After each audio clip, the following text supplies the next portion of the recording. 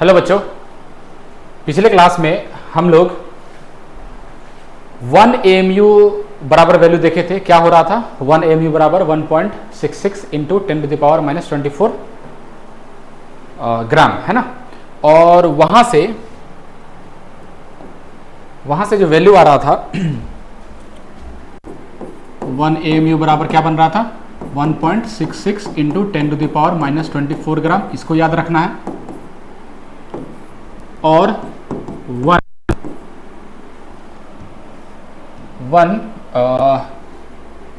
या फिर ऐसे एक कार्बन एटम का मास ऑफ 1 कार्बन 12 वाला, है ना, उसका मास कितना आया था? 1.99 इंटू 10 टू द पावर -23 ग्राम, यह आया था। ठीक है, चलिए, तो यहां तक हम लोग देख चुके थे। अब देखिए, इसके बाद ये था एटॉमिक मास। हम एटॉमिक मास का डेफिनेशन बता दिए थे कि एटॉमिक मास क्या होता है। ठीक है, तो एटॉमिक मास जैसे हम बोल दिए कि ऑक्सीजन का 16 AMU मास है। इसका मतलब ये हुआ कि 1 AMU का मतलब क्या हो रहा था? वो जो बताए थे कि 12 टुकड़ा में डिवाइड कर दिए, तो एक टुकड़ा से कंपेयर कर रहे हैं हम लोग, तो 16 टाइम्स ज़्यादा मास हुआ किसका? ऑक्सीजन का, उस एक टुकड़े से। अब वो एक टुकड़ा क्या था? तो कार्बन 12 वाला जो आइसोटॉप्स था, उसका मास का, एक एटम का मास, उसका 1/12 पार्ट से 16 टाइम्स ज़्यादा ऑक्सीजन का एक एटम का मास। बात समझ में आता है? चलिए, इसके बाद नेक्स्ट टॉपिक है अपना रिलेटिव एटॉमिक मास। क्या है? रिलेटिव एटॉमिक मास, है ना, दिख रहा है ना अच्छे से? Relative atomic mass. अब ये रिलेटिव एटॉमिक मास क्या होता है? देखिए, अब एटॉमिक मास तो हमको समझ में आता है, AMU में आएगा। AMU का full form atomic mass unit. Atom का, एक एटम का मास को एटॉमिक मास बोलते हैं और उसको AMU में लिखते हैं। ठीक है, और उस AMU का वैल्यू भी हम लोग निकाल चुके थे। स्पेक्ट्रोमीटर डिवाइस आ चुका था, तो उससे हम लोग एक कार्बन एटम का मास निकाल लिए थे, उससे हम लोग एक AMU का वैल्यू पता कर लिए थे, है ना। चलिए, अब इसके बाद रिलेटिव एटॉमिक मास क्या होता है कि जब हम किसी एटम का मास किसी के रिस्पेक्ट में निकालते हैं। जैसे हम आपको एग्जांपल देना चाहेंगे, जैसे मान लो मेरे पास A है और दूसरा B है। A का वेट जो है वो 20 kg है और इसका 40 kg है। ठीक है, देखिए, A का वेट 20 kg है और B का वेट 40 kg है। तो इस A का वेट जो है 20 kg, इसका मतलब क्या? इसका ये खुद का वेट है, इसका ये खुद का वेट है। तो जो खुद का वेट होता है उसको एब्सोल्यूट मास बोलते हैं, है ना। उसको क्या बोलते हैं? एब्सोल्यूट मास। जिसको खुद का वेट है, इसका भी खुद का वेट है, तो इसको क्या बोलेंगे? एब्सोल्यूट मास। तो रिलेटिव मास क्या होगा फिर? तो हम तुमसे बोले कि A का मास बताइए, तो तुरंत जवाब क्या आएगा? 20 kg। लेकिन हम तुमसे पूछे कि A का रिलेटिव मास बताइए, तो क्या जवाब देंगे? तो A का रिलेटिव मास हमको अगर बताना है तो किसी के रिस्पेक्ट में बताना पड़ेगा, है ना। तो हम बोलेंगे कि A का रिलेटिव मास बताइए, किसके रिस्पेक्ट में? B के रिस्पेक्ट में। तो जब A का रिलेटिव मास B के रिस्पेक्ट में हमको पता करना है, तो हम क्या करेंगे? तो देखिए, हम बोले कि रिलेटिव मास बताइए, है ना, किसका मास? A का जो है वो रिलेटिव मास बताइए, relative mass of A with respect to B। तो हम क्या बताएंगे? देखिए, A का मास अभी है कितना? 20 kg। तो जब हम रिलेटिव मास निकालते हैं तो किसी के रिस्पेक्ट में निकालते हैं, है ना। तो A का कितना मास है? 20 kg। तो रिस्पेक्ट में निकालना है, तो A का मास हम लोग निकाल रहे हैं रिलेटिव वाला, तो B के रिस्पेक्ट में निकाल रहे हैं। तो जिसका हमको निकालना है उसका मास को रखेंगे ऊपर। तो हम किसका निकाल रहे हैं? A का। तो A का मास कितना है? 20 kg। तो 20 kg हम ऊपर रख दिए। ठीक, B का मास कितना है? 40 kg। तो जिसके रिस्पेक्ट में निकाल रहे हैं उसका मास कहां होना चाहिए? नीचे। तो इसके रिस्पेक्ट में निकाल रहे हैं, ये भी kg यूनिट आ जाएगा साथ में, है ना। तो देखिए, kg से kg कैंसिल और 20 से 40 कैंसिल, कितना मरतबे? 2 मरतबे कटेगा। तो ये कितना आया? हाफ। तो देखिए, A का रिलेटिव मास B के रिस्पेक्ट में कितना आया? 1/2। इससे हम क्या समझे? इससे हम ये समझे कि A का जो मास है वो B से 1/2 टाइम्स B से ज्यादा है A का मास। ये हुआ रिलेटिव मास। अगर हम आपसे पूछें कि B का रिलेटिव मास बताइए, किसके रिस्पेक्ट में? B का रिलेटिव मास बताना है किसके रिस्पेक्ट में? विथ रिस्पेक्ट टू ए। तब हम क्या बताएंगे?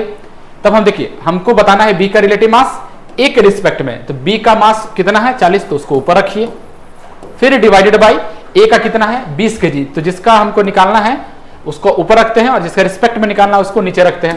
तो 20 दूना 40 केजी, यहां पे भी आएगा तो केजी केजी कैंसिल, तो कितना आया 2। इससे क्या समझे? ये भी क्या है? एक रिलेटिव मास। तो देखिए बी का जो रिलेटिव मास आया एक रिस्पेक्ट में वो कितना आया 2 आया। तो इससे हम यही समझे कि जो यहाँ पे बी का जो मास है वो ए से कितना गुना ज्यादा है? 2 टाइम्स ज्यादा है, 2 गुना है इसका। ऑब्वियस सी बात है, दिख भी रहा है कि ये 40 केजी है, ये 20 केजी है, तो 20 दूना क्या हो जाएगा 40। तो बी का रिलेटिव मास बोलने का मतलब बी का जो मास है वो ए से 2 टाइम्स ज्यादा है। ये आया रिलेटिव मास का कॉन्सेप्ट। यही चीज हम अप्लाई करेंगे एलिमेंट पे। किसी एलिमेंट का या किसी भी मॉलिक्यूल का हमको रिलेटिव मास पता करना है तो हम क्या बताएंगे, है ना? तो हम अभी बताते हैं पहले एटॉमिक मास का रिलेटिव मास। तो वो कैसे निकलेगा? तो वो देखिए, उसके लिए क्या करेंगे कि अभी बताए हैं कि हमको रिलेटिव एटॉमिक मास बताना है। अभी तो हम एक जनरल ले लिए थे ए और बी का, हमको निकालना है एलिमेंट के लिए, है ना? एलिमेंट में एटम के लिए रिलेटिव मास निकालना है, एलिमेंट के लिए निकालना है, मॉलिक्यूल के लिए निकालना है ये रिलेटिव मास। तब हम कैसे निकालेंगे? तो देखिए, सबसे पहले हम बताए थे कि जिसका हमको मास निकालना है रिलेटिव मास, उसका मास को ऊपर रखेंगे। तो हम क्या लिखेंगे? Mass of an atom of element. Mass of an atom of element किस में रखेंगे? इसको रखेंगे इन एएमयू, है ना? इन एएमयू डिवाइडेड बाय रिस्पेक्ट में। किसके रिस्पेक्ट में हम लोग एलिमेंट का मास निकाल रहे हैं? तो वो रिस्पेक्ट कौन सा होगा? वो रिस्पेक्ट होगा मतलब किसका रेफरेंस लेंगे? तो रेफरेंस हमको पता है यहाँ पे किसका लेते हैं। तो जो स्टैंडर्ड स्टेट एलिमेंट है, स्टैंडर्ड स्टेट एलिमेंट हम किसको लिए थे? वो टुकड़ा को, है ना? कौन सा वाला? कार्बन 12 वाला। उसका भी कौन सा पार्ट? उसका एक एटम का 1/12 पार्ट। तो वो हमारा क्या है? रिस्पेक्ट में, रेफरेंस में लेना है। तो 1/12 into mass of 1C12 atom.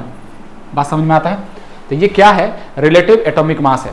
तो रिलेटिव एटॉमिक मास हमको समझ में आया कि जिसका मास हमको निकालना होता है उसको ऊपर लिखते हैं और जिसका रेफरेंस में लेना होता है उसको नीचे लिखते हैं। तो रिलेटिव एटॉमिक मास निकालना है तो हमको इसका रेफरेंस लेना पड़ेगा, तो ये हमेशा होगा, है ना? तो इसको और क्या लिख सकते हैं? इसको और लिख सकते हैं कि mass of an atom of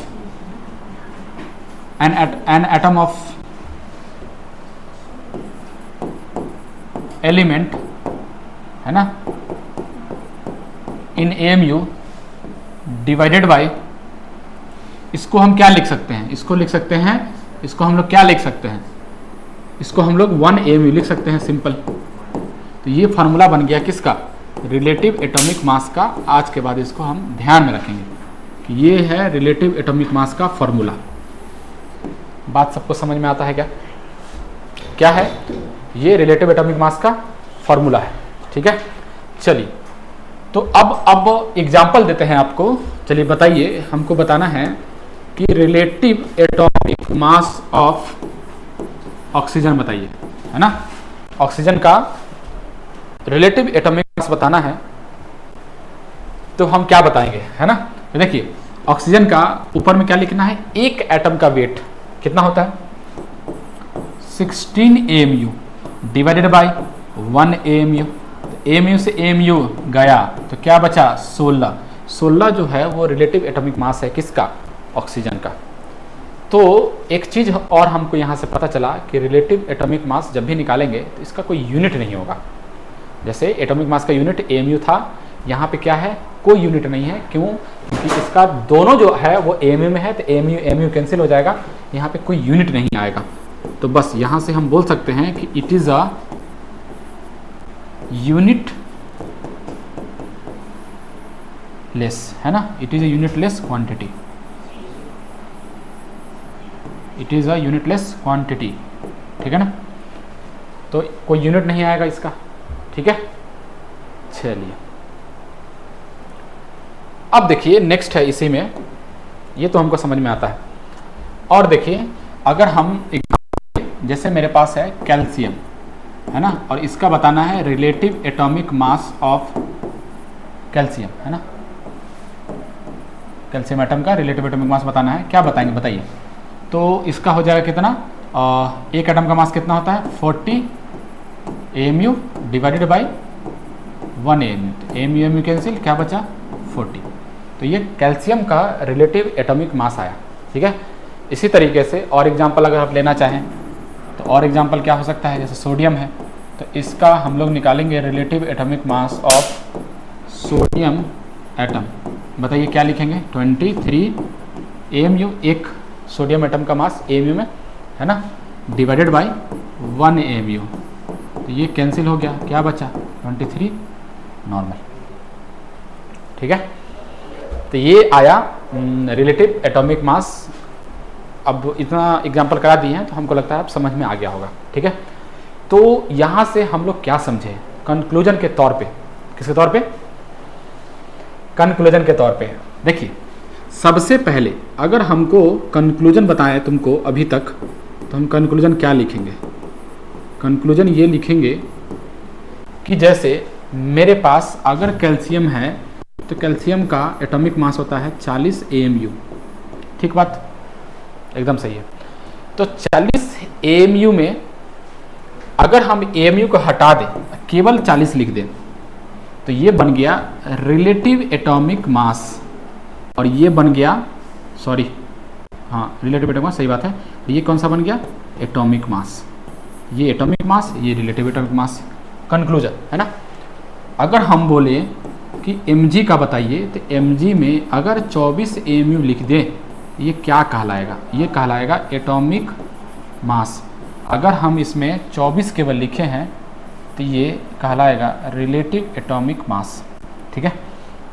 क्या कहलाएगा, ये रिलेटिव एटॉमिक मास। तो ये कंक्लूजन हुआ अपना। ये ध्यान में रखेंगे कि हम लोग शॉर्टकट में ऐसे लिखेंगे कि जो एटॉमिक मास होता है उसका AMU हटा दे, तो जो बच जाएगा वो हमारा क्या हो जाएगा, रिलेटिव एटॉमिक मास। चलिए इसी में एक होता है रिलेटिव मॉलिक्यूलर मास, है ना, रिलेटिव मॉलिक्यूलर मास। फिर से बोल रहे हैं कि रिलेटिव मॉलिक्यूलर मास हम मॉलिक्यूल के लिए डिफाइन करेंगे, एटॉमिक मास एटम के लिए डिफाइन करेंगे। एटम, एलिमेंट, मॉलिक्यूल, ये सब हम पढ़ा रखे हैं। एटॉमिक स्ट्रक्चर के लिस्ट में जाए, लेक्चर नंबर 1 देखे, वहाँ से अच्छे से क्लियर हो जाएगा मॉलिक्यूल क्या होता है, एलिमेंट क्या होता है, कंपाउंड क्या होता है ना। चलिए अगला है रिलेटिव मॉलिक्यूलर मास। कुछ नहीं है, सेम चीज़ है, बस एटम की जगह पे मॉलिक्यूल आ जाएगा, ठीक है। तो रिलेटिव मॉलिक्यूलर मास क्या होता है ना। तो रिलेटिव मॉलिक्यूलर मास से सब समझने से पहले हम लोग का टॉपिक आएगा, उसके बाद हम रिलेटिव मॉलिक्यूलर मास बताएंगे। उससे पहले क्या आ जाएगा, मॉलिक्यूलर मास क्या होता है, मॉलिक्यूलर मास क्या होता है ना। चलिए तो मॉलिक्यूलर मास कैसे निकालेंगे। सबसे पहले मॉलिक्यूलर मास निकालने के लिए हम लोग क्या करते हैं, देखिए इसका डेफिनेशन हम क्या लिख सकते हैं, मतलब होता क्या है, को जो भी मॉलिक्यूल है उसमें जितना भी एलिमेंट है, उस एलिमेंट का, हर एक एलिमेंट का एटॉमिक मास ऐड कर देंगे तो हमारा मॉलिक्यूलर मास आ जाएगा, ठीक है। तो क्या बोलेंगे, mass of an atom of all the element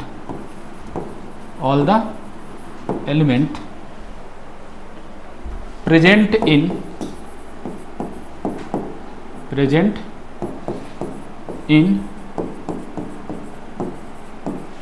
given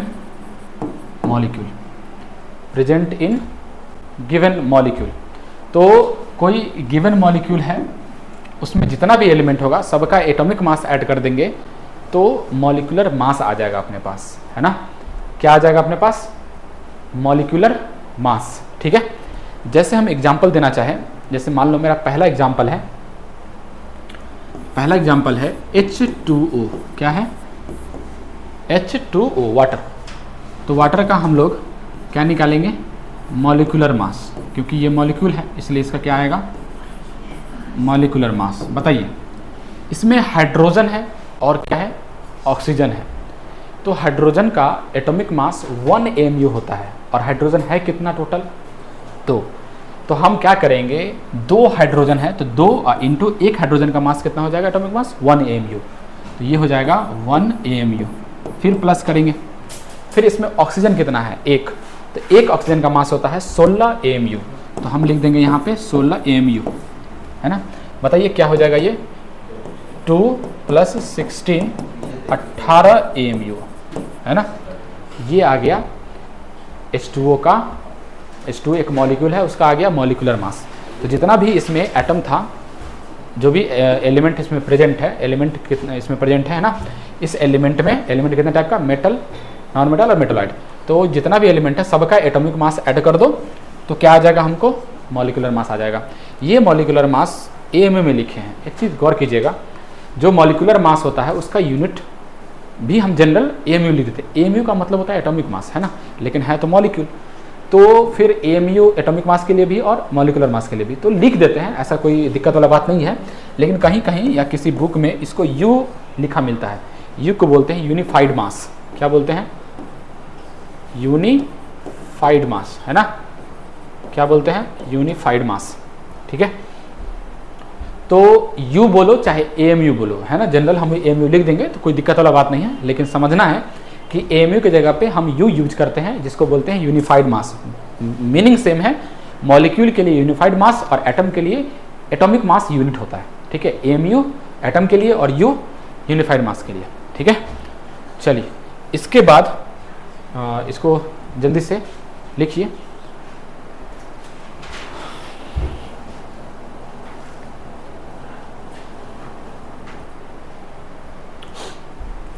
चलिए देखिए, नेक्स्ट देखिए कुछ एग्जाम्पल, है ना, कुछ एग्जाम्पल करिए। जैसे मेरे पास ये सब एग्जाम्पल है।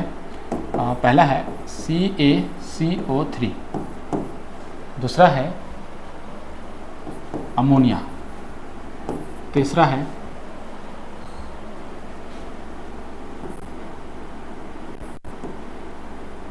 CO2, चौथा है MgSO4.6H2O, पाँचवा है K4FeCN6। चलिए इसका निकालिए मॉलिक्यूलर मास, फटाफट इसका निकालिए मॉलिक्यूलर मास।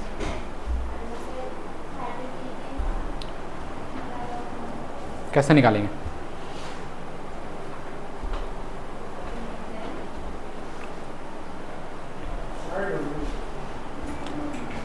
चलिए देखिए, पहला है CaCO3। कैसे निकालेंगे इसका, तो अभी बताए हैं कि मॉलिक्यूलर मास कैसे निकालते हैं। जितना भी उसमें एलिमेंट होता है सबका एटॉमिक मास ऐड करें। तो सबसे पहले कैल्शियम है, तो कैल्शियम का एटॉमिक मास कितना होता है 40 AMU, ठीक, प्लस कार्बन का कितना होता है 12 AMU, है ना। फिर ऑक्सीजन का कितना है 16 AMU, 16 AMU इंटू 3 करेंगे क्योंकि ऑक्सीजन 3 बार है। तो कितना हो जाएगा टोटल 40 + 12 16 × 48, है ना। तो 40 + 12 16 × 48 कितना हो गया 8 × 2 = 10, 100 U और AMU, कुछ भी बोल सकते हैं। पहला कितना है 100 AMU, ठीक है। तो ये क्या हो गया, ये CaCO3 का मॉलिक्यूलर मास आ गया मेरे पास। चलिए अगला है, नेक्स्ट है अमोनिया का। अमोनिया कैसे निकालेंगे, तो अमोनिया में नाइट्रोजन का जो एटॉमिक मास होता है वो कितना होता है 14 AMU, ठीक। हाइड्रोजन में कितना होता है, तो A का AMU इंटू 3 कितना हो गया 17 AMU, है ना। ये क्या आ गया 17 AMU अमोनिया का मॉलिक्यूलर मास, ठीक है। चलिए नेक्स्ट है CO2। अब CO2 क्या होता है, CO2 क्या होता है, CO2 में कार्बन का कितना होता है 12 AMU, है ना। और ऑक्सीजन का कितना होता है, तो 2 इंटू 1 ऑक्सीजन का कितना होता है 16 AMU। तो कितना हो गया 12 + 32 कितना हो गया 2 2 4 3 1 4 44 AMU, ठीक है। ये हो गया CO2 का मॉलिक्यूलर मास, CO2 का मॉलिक्यूलर मास, ठीक है। चलिए नेक्स्ट है, इसके बाद है उसके बाद MgSO4.6H2O। अब इसका कैसे निकालेंगे, है ना। तो इसका निकालने के लिए क्या करेंगे, देखिए Mg का कितना है, Mg का 24 AMU है ना, प्लस सल्फर का कितना होता है 32, प्लस ऑक्सीजन का कितना है, तो 4 × 16, एक ऑक्सीजन का 16, 4 ऑक्सीजन है टोटल। फिर प्लस देखिए यहाँ पे हाइड्रोजन कितना हो जाएगा, तो H2O एक साथ ले लेते हैं, तो H2O कितना होता है 18, ऊपर निकाले हैं, पिछले केस में निकाले थे 18 हुआ था, चाहे यहाँ भी देख लो 16 और 2 18, 18 × 6, 18 × 6, ठीक है, कितना आ जाएगा ये, तो ये आ गया 24 प्लस 32 प्लस 64 प्लस 108 है ना। तो ये कितना आ गया, देखिए 4 2 6, 6 4 10, 10 8 18 है ना। उसके बाद 3 2 5, 5 6 5 11, 11 11 1 12 है ना, सही है। और 12 के 2 हाथ में 1 1 1 2, 228, देखिए तो 24 प्लस 32 प्लस 64 प्लस 108, 228। चलिए आगे बनाइए नेक्स्ट वाला।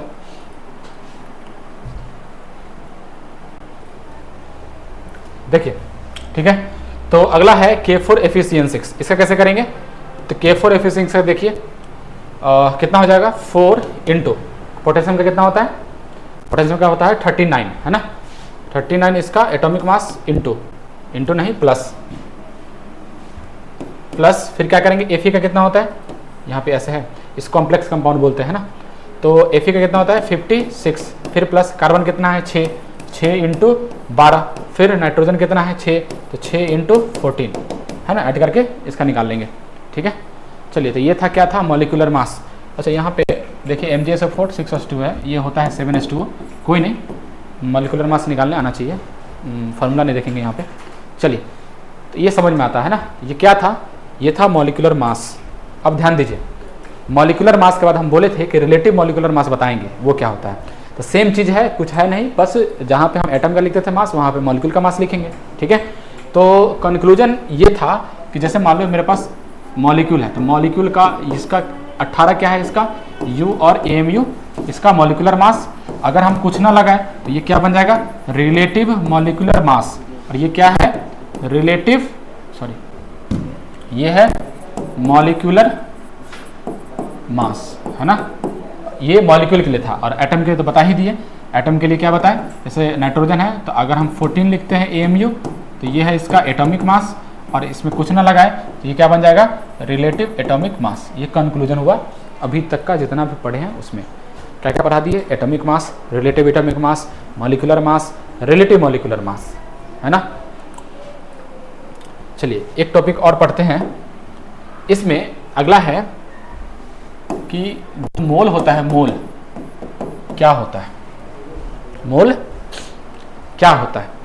तो देखिए मोल बताने से पहले एक चीज़ बताना चाहेंगे कि मोल बताने से पहले एक चीज़ समझो कि क्या हुआ कि हम लोग जैसे बहुत सारा छोटा छोटा पार्टिकल्स था, तो हम लोग एक क्वांटिटी डिफाइन किए, उस क्वांटिटी को, एक नंबर को हम लोग एक मोल बोलना चालू किए, है ना। क्या था कि जैसे मोल डिफाइन करने से पहले हम चीज़ समझाना चाहेंगे, जैसे मान लो मेरे पास स्टैंडर्ड फॉर्म क्या था रेफरेंस का, कार्बन 12 वाला आइसोटॉप्स वाला था, तो हम क्या किए उसका 12 ग्राम लिए, कितना 12 ग्राम जो कार्बन हम लोग एक एटम लिए थे, तो हम क्या किए वो एक एटम कार्बन का मास कितना था 1.99 × 10⁻⁻23, तो हम लोग क्या किए कि हम लोग 12 ग्राम लिए उस कार्बन 12 वाले आइसोटॉप्स का, और उस 12 ग्राम में चेक किए कि कितना नंबर है उसमें उस कार्बन एटम का, जो कार्बन 12 आइसोटॉप्स लिए थे कार्बन का, उसका हम 12 ग्राम लिया, उस 12 ग्राम में चेक किए कि जितना नंबर होगा कार्बन एटम का उसी को हम लोग एक मोल बोले। बात समझ में आया, एक मोल हम किसको बोले, 12 ग्राम कार्बन 12 वाला जो आइसोटॉप्स था उसका लिए, और उसमें हम कार्बन का एटम देखे कि है कितना। तो चलिए देखते हैं। तो सबसे पहले ये बताइए कि एक कार्बन एटम का मास कितना आया था -23 ग्राम। इसमें क्या था कि ये एक कार्बन एटम का ये मास है ना, एक कार्बन एटम का मास है, कौन सा कार्बन 12 वाला है ना, कौन सा कार्बन 12 वाला, तो ये कार्बन 12 वाला एटम का ये मास है, ठीक है। तो 1 ग्राम में कितना ये कार्बन एटम होगा, तो 1.99 इंटू 10 के पावर माइनस 23, ठीक है। तो हमको तो भाई 12 ग्राम में निकालना है, क्योंकि इसी को हम 1 मोल बोल रखे हैं, स्टैंडर्ड फॉर्म बोले तो 1.99 इंटू 10 के पावर माइनस 23 इंटू, देखिए ये कितना हो जाएगा 12 ग्राम, तो उधर है ना, इधर 12 है ना। चलिए तो हम लोग देखिए कि इतना ग्राम में 1 कार्बन एटम आता है, तो 1 ग्राम में 1.99 इंटू 10 के पावर माइनस 23, तो 12 ग्राम में कितना आएगा, तो 1.99 इंटू 10 के पावर माइनस 23 और 12, तो ये आता है 12 डिवाइडेड बाई 1.99 इंटू 10 के पावर 23। देखिए ये भी लगभग 2 है, 2 छक 12, तो ये लमसम में जो वैल्यू आता है 6.023 इंटू 10 के पावर 23 है ना। ये लमसम में 1.99 है, तो हम क्या करेंगे, इसको 2 लिख सकते हैं, 2 छक 12, तो 6 इंटू 10 के पावर 23, एग्जैक्ट वैल्यू कितना आता है 6.023 इंटू 10 के पावर 23। ये क्या आया, ये वो नंबर है जो कार्बन के 12 ग्राम में कार्बन एटम का नंबर है। मतलब 12 ग्राम अगर लेते हैं कार्बन 12 आइसोटॉप्स का, उसमें जो नंबर मिलेगा कार्बन का एटम का, वो इतना नंबर मिलेगा, है ना। और इसी को हम क्या बोल दिए, इसी को हम लोग बोले 1 मोल, है ना। तो इसी को क्या बोले 1 मोल। तो अभी से 1 मोल बराबर क्या हो जाएगा 6.023 इंटू 10 के पावर 20, ये नंबर हो गया। इसी को क्या बोल दिए, ये पार्टिकल्स बोलेंगे, है ना। और ये पार्टिकल्स क्या क्या होगा, तो एटम होगा, है ना, मॉलिक्यूल हो सकता है, फिर आयंस हो सकता है, ठीक है। तो ये 1 मोल में ये आया नंबर, ठीक है। और इसको हम लोग एवोगैड्रोस नंबर भी बोलते हैं, क्या बोलते हैं, एवोगैड्रोस नंबर भी बोलते हैं, या फिर इसको हम ऐसे भी डिनोट करते हैं Na से, है ना, सोडियम नहीं है, एवोगैड्रोस नंबर है ये, एवोगैड्रोस नंबर है ये, ठीक है। तो ये है 1 मोल में 1 मोल में 6.023 इंटू 10 के पावर 23 पार्टिकल्स, एटम, मॉलिक्यूल और आयंस, है ना। और ये क्या है एवोगैड्रोस नंबर, और ये ऐसे भी डिनोट करते हैं, इससे भी डिनोट करते हैं, और ऐसे भी लिखते हैं। ये 1 मोल में नंबर आया, ठीक है। तो अपने पास डाटा याद करने के लिए हो गया अच्छा खासा कि 1 मोल बराबर 6.023 इंटू 10 के पावर 23। फिर 1 AMU बराबर क्या आया 1.66 इंटू 10 के पावर माइनस 24 ग्राम। फिर और क्या आया, ये 1 कार्बन एटम का मास कितना आया था 1.99 इंटू 10 के पावर माइनस 23 ग्राम, ठीक है। तो ये सब वैल्यू हमको याद होना चाहिए, ठीक है। तो अच्छा, इसमें ये भी ध्यान रखना है कि एक इलेक्ट्रॉन का मास कितना होता है, तो यहाँ पे हम लिख दे रहे हैं मास